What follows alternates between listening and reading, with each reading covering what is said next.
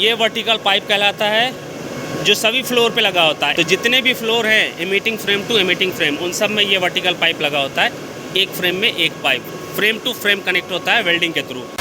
ये इधर में इनका कुछ क्लैंप रखा हुआ है और प्लेन बेरिंग। देखो प्लेन बेरिंग इधर की ऐसी होती है, ये देख रहे हो, ये ओल्ड वाली प्लेन बेरिंग है। ये कुछ इस तरह की प्लेन बेरिंग है। इसी में CRM का शाफ्ट असेंबल होता है। इधर में भी ये पूरा शाफ्ट, इसमें एमिटिंग और कलेक्टिंग दोनों का शाफ्ट है। एमिटिंग वाला ये है, इसके हैमर भी छोटे होते हैं और शाफ्ट का डाया भी कम होता है कंपेयर टू CRM। आप देख के अंदाज़ा लगा सकते हो, ये CRM का है, ये ERM का है। ये इनका गाइड प्लेट है जो सबसे नीचे लगा होता है। देखो क्या हालत हो गई है गाइड प्लेट की। इसको काट काट के ऐसे टुकड़ों में निकाला है इस वाले मैन होल से। ये स्ट्रक्चर तो देख रहे हो ना एमिटिंग सिस्टम का, ये सब रिमूव करना है। ये पाइप है, उस पाइप देखना, देखो ये देखो, ये वेट होता है इसमें, हल्का नहीं है ये देखो कितना खींच रहा है ये।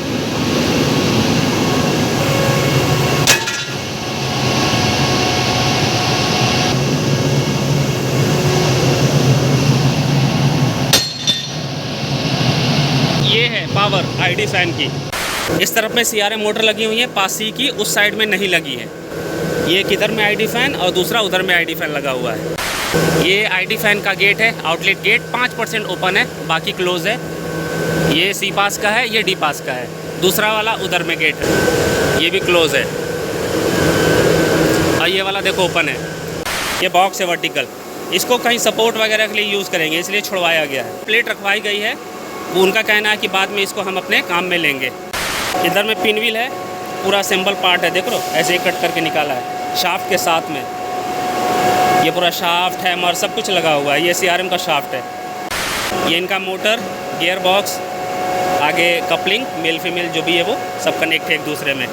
ये पूरा वर्टिकल पाइप है इनका। ये वर्टिकल बॉक्स, शॉक बार देखो किस तरह का शॉक बार है ये। अगर आपने BHEL वाले मॉडल में नोटिस किया होगा तो उनका शॉक बार जस्ट लाइक एंगल की तरह होता है, और उनका देखो बीच में कलेक्टिंग इलेक्ट्रोड जाती है और इस तरह से देखो ये नॉर्मल बोल्टिंग मुझे लग रही है जो मैंने आपको बताया था। ये हक बोल्टिंग जैसी नहीं है। ये नीचे का चैनल है जो गाइड प्लेट के साथ लगा होता है।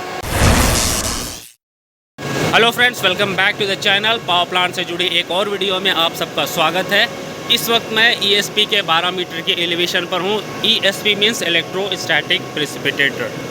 जैसा कि आप सब जानते हो, इस वक्त मैं Kali Sindh thermal power plant में आया हूँ for the work of dismantling of ESP field internals, जो कि आप सूरतगढ़ थर्मल पावर प्लांट वाली वीडियो में देख चुके हो। फ़र्क सिर्फ इतना है कि Suratgarh thermal power plant BHEL model boiler और ESP, और ये जो आप Kali Sindh thermal power plant का बॉयलर और ESP देखते हो मेरी वीडियो में, ये चाइनीज़ मॉडल है।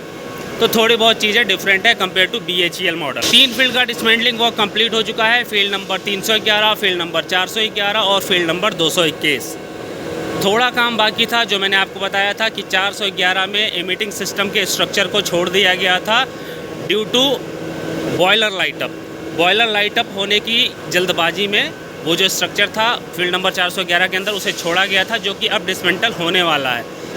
पर ऑलमोस्ट ऐसा बोल सकते हैं कि 90% डिसमेंटलिंग वर्क हो चुका है। सिर्फ 10% जो अंदर का बचा हुआ है ESP इंटरनल में एमिटिंग सिस्टम का फ्रेम, उसके अलावा एक ब्रैकेट और ऊपर में कलेक्टिंग फ्रेम, वो डिसमेंटल होगा 2 से 3 दिन में।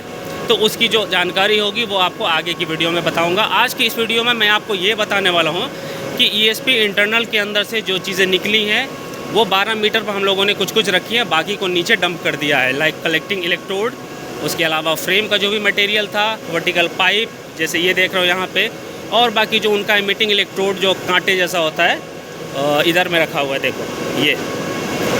तो ये सब हमने नीचे फेंक दिया था, पर कुछ चीज़ों को हमने 12 मीटर के एलिवेशन पर रखा है, वो बोर्ड के अधिकारियों के कहने के बाद। ऐसा इसलिए किया है क्योंकि उनका कहना यह है कि कुछ ऐसी चीज़ें हैं जो हम बाद में रीयूज़ कर सकते हैं, लाइक हैमर, क्लैंप, उसके अलावा वर्टिकल पाइप, एंगल, बॉक्स, जो भी चीज़ें हैं। तो 12 मीटर के एलिवेशन पर क्या कुछ हमने रखा है ESP इंटरनल से निकाल के, वो आज की इस वीडियो में मैं आपको दिखाने वाला हूं। सो वीडियो में बने रहना, वीडियो को एंड तक देखना। चैनल पर पहली बार आए हो तो चैनल को सब्सक्राइब कर लेना ताकि इस तरह की इन्फॉर्मेटिव वीडियो आपको आसानी से मिलती रहे। तो चलो आज की ये वीडियो शुरू करते हैं। तो गाइस शुरुआत इसी फ्लोर से करते हैं और इसी एरिया से करते हैं। ये पास डी है और ये पास सी है, इसके बाजू में बी, उसके बाजू में ए। हमने काम किया है पास बी में भी, पास सी में भी, पास डी में भी, तीनों फील्ड में काम किया, सॉरी तीनों पास में काम किया है, एक एक फील्ड में। एक फील्ड बची हुई है, फील्ड नंबर 312, वो इसलिए बची है क्योंकि उसका डिसाइड अभी हुआ नहीं है, वो भी डैमेज है। पर इनका कहना है कि हम उसे अभी मेंटेन करके चलाएंगे, अगर नहीं चली, बाद में प्रॉब्लम हुई, डैमेज हुई, तब उसके बारे में डिसाइड करने की क्या करना है। तो ये जो आप सामने देख रहे हो, ये वर्टिकल पाइप कहलाता है, जो सभी फ्लोर पे लगा होता है। एमिटिंग सिस्टम में जितने फ्लोर होते हैं ना फ्रेम के, BHEL में 4 फ्रेम होते हैं, टॉप में एक लगा होता है, एक बॉटम में लगा होता है, बीच में 2 लगे होते हैं। चाइनीज़ मॉडल ESP में 5 फ्रेम है टोटल, एक बॉटम में, एक टॉप में और 3 बीच में लगे होते हैं। तो जितने भी फ्लोर हैं emitting frame to emitting frame, उन सब में ये वर्टिकल पाइप लगा होता है। एक फ्रेम में एक pipe frame to frame connect होता है वेल्डिंग के थ्रू। तो ये हमने यहाँ पे रखा है, रखवाया गया है। ये रीयूज़ कर लेंगे इसको किसी भी चीज़ में, चाहे स्कैफोल्डिंग में कर लें या फिर किसी सपोर्ट के लिए, ठीक है। ये इधर में इनका कुछ क्लैंप रखा हुआ है और प्लेन बेरिंग। देखो प्लेन बेरिंग इधर की ऐसी होती है, ये देख रहे हो, ये ओल्ड वाली प्लेन बेरिंग है। ये कुछ इस तरह की प्लेन बेरिंग है। इसी में CRM का शाफ्ट असेंबल होता है, जो कि मैं आपको ESP के अंदर दिखा चुका हूँ किस तरह से पूरा इनका CRM शाफ्ट असेंबल होता है ब्रैकेट के ऊपर में। इनका ब्रैकेट भी डिफरेंट होता है। ये हैमर है टूटा फूटा सा, ये लैडर है नीचे की साइड जाने के लिए 3 मीटर के एलिवेशन पर। ये देखो, ये CRM का शाफ्ट निकला है कंप्लीट, इसमें सारे हैमर, प्लेन बेरिंग और बाकी जो आपका स्लीव होता है वो सब लगा हुआ है। सेटरिंग वगैरह जो भी चीज़ें होंगी इसमें लगी हुई हैं। तो ये पूरा कट करके हमने निकाला है। ये इसको रीयूज़ करेंगे, इसका हैमर, और अगर क्लैंप यूज़ में आएगा तो क्लैंप यूज़ करेंगे। ये प्लेन बेरिंग कहलाती है। देखो किस तरह से इसके साथ असेंबल की है। इधर में भी ये पूरा शाफ्ट, इसमें एमिटिंग और कलेक्टिंग दोनों का शाफ्ट है। एमिटिंग वाला ये है, इसके हैमर भी छोटे होते हैं और शाफ्ट का डाया भी कम होता है कंपेयर टू CRM। आप देख के अंदाज़ा लगा सकते हो, ये CRM का है, ये ERM का है। तो ये सारे हमने निकाले हैं अंदर से। ये पिनविल बिग साइज़ वाला, ये सेमी होता है BHEL मॉडल की तरह। ये सारे शाफ्ट हैं। ये इनका गाइड प्लेट है जो सबसे नीचे लगा होता है। देखो क्या हालत हो गई है गाइड प्लेट की। इसको काट काट के ऐसे टुकड़ों में निकाला है इस वाले मैनहोल से। अभी इसको नीचे फेंकना बाकी है, नीचे में जगह नहीं थी इसलिए इसको ऊपर छोड़ दिया गया है। इसको फेंक दिया जाएगा, इसको छोड़ देंगे, ये सारी चीज़ें छोड़ देंगे। उधर में जो शाफ्ट रखा है उसको भी छोड़ देंगे, ये वाले को भी छोड़ दिया जाएगा। ये एंगल है, ये भी यूज़ में आएगा। ये सब नीचे फेंक देंगे। देखो कहाँ पर फेंकेंगे, ये नीचे की साइड में देख रहे हो, जिधर स्क्रैप डंप किया है उधर ही ये सबको भी डंप कर देंगे। नीचे में ये हैमर, शाफ्ट, ये प्लेन पाइप, ये इनका प्लेन बेरिंग, ये सब चीज़ें यहीं छोड़ देंगे। जो फेंकने लायक चीज़ें जो यूज़ नहीं हो सकती उसको नीचे डाल देंगे। अभी इधर में साउंड ज़्यादा है गाइस, ऐसा इसलिए है, उसका रीज़न भी बता देता हूँ। ये पास डी है, ये पास सी है। पास डी को इस वक्त आइसोलेट किया गया है। आइसोलेट मीन्स इनलेट गेट और आउटलेट गेट को क्लोज़ किया गया है। ये इस वक्त अभी वर्किंग कंडीशन में नहीं है। इसकी सारी फील्ड को डिस्कनेक्ट कर दिया गया है क्योंकि इसमें कुछ काम करना है। जो मैंने आपको बताया ना 411 में जो हमने मीटिंग सिस्टम को छोड़ा है उसे रिमूव करना है, इसलिए इसको आइसोलेट किया गया है दोबारा से। ये एक बार चार्ज हो चुकी है, तब हम 221 नंबर फील्ड में काम कर रहे थे। अभी 221 कंप्लीट हो चुका है, तब इस वाले को डिसमेंटल करेंगे जो इसके अंदर का स्ट्रक्चर बचा हुआ है। इसलिए इसमें नॉइज़ ज़्यादा है क्योंकि ID फैन का जो गेट है वो 5% ओपन किया गया है, आउटलेट गेट, और उसकी वजह से ही ये साउंड हो रहा है। ये मैनहोल से हवा जो है वो सक कर रहा है अंदर के साइड में, बाहर की हवा को अंदर के साइड में सक कर रहा है, इसलिए साउंड ज़्यादा है। ये मैनहोल, ये दूसरा, ये तीसरा, ऐसा इसलिए किया गया है ना गेट, इसलिए मैंने ओपन करवाया है ताकि ये जल्दी ठंडा हो जाए, इसके अंदर का जो एटमॉस्फेयर है वो नॉर्मल हो जाए, जो टेम्परेचर है। अगर मैं आपको दिखाऊं स्ट्रक्चर तो आप बाहर से ही देख सकते हो। ये स्ट्रक्चर तो देख रहे हो ना एमिटिंग सिस्टम का, ये सब रिमूव करना है। ID फैन में इतनी ताकत होती है गाइस कि अगर मैं अपने हाथ को यहाँ पे ले जाके ऐसे रखूँगा ना तो हाथ नॉर्मली ऐसे नीचे हो जाएगा, पर इतना हवा इसमें जा रही है कि हाथ नीचे नहीं हो सकता। देखना भी आप, ये देखो, अब ये मैंने छोड़ दिया है, देख रहे हो, ये हाथ नीचे नहीं जा रहा, इतना इसमें प्रेशर है। आप इससे देखो एग्जांपल, ये पाइप है, ओस पाइप देखना, देखो ये देखो, ये वेट होता है इसमें, हल्का नहीं है ये देखो कितना खींच रहा है ये। और दूसरा एग्जांपल दिखाऊं,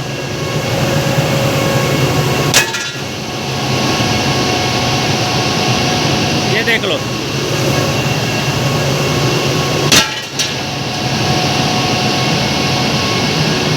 इधर वाले में दिखाऊं,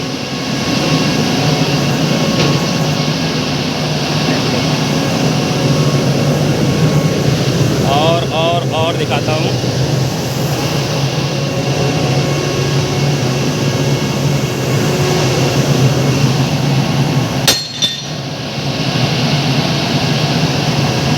तो ये है पावर आईडी फैन की। अब आपको मैं दूसरी साइड लेके चलता हूँ। ये पास डी हो गया, ये पास सी हो गया। इस फ्लोर पे यही सारी चीज़ें पड़ी हैं, ये वर्टिकल पाइप और उधर में वो सारा शाफ्ट और हैमर वगैरह पड़ा है। अब मैं आपको दूसरी साइड लेकर चलता हूँ, फील्ड नंबर 311 और 221 के बीच में, मतलब कि पास बी और पास सी के बीच में। इस तरफ में CRM मोटर लगी हुई है, पास सी की उस साइड में नहीं लगी है। एक ही साइड में CRM मोटर है यहाँ पे, जबकि BHEL मॉडल में दोनों साइड में होती है। ये इनका बैक साइड हो गया, ये किधर में आईडी फैन और दूसरा उधर में आईडी फैन लगा हुआ है। अगर मैं आपको दिखाऊं तो देखो, ये आईडी फैन का गेट है, आउटलेट गेट 5% ओपन है, बाकी क्लोज है। ये सी पास का है, ये डी पास का है। दूसरा वाला उधर में गेट है, वो भी दिखा दूं आपको। ये देखो, ये भी क्लोज है और ये वाला देखो ओपन है। इसका मतलब कि पास ए बी सी चार्ज है और वर्किंग में है। सिर्फ पास डी को आइसोलेट किया गया है ESP डिसमेंटलिंग वर्क के लिए। अब ये वाला एरिया जो देख रहे हो, ये है पास बी और पास सी का एरिया। पास सी इधर, जैसा कि मैंने आपको बताया था, इधर में CRM मोटर नहीं है, देखो इधर में है। ये पास बी की CRM मोटर है जिसे कवर किया गया है ताकि बारिश वगैरह से ये ख़राब ना हो। अब यहीं से शुरू करो, ये देखो, ये सारे हैमर, शाफ्ट, क्लैंप, इसमें जो चीज़ें, स्लीव, सारी चीज़ें लगी हुई हैं। तो इसमें जो यूज़ हो सकता है सेटरिंग, वो यूज़ कर लेंगे।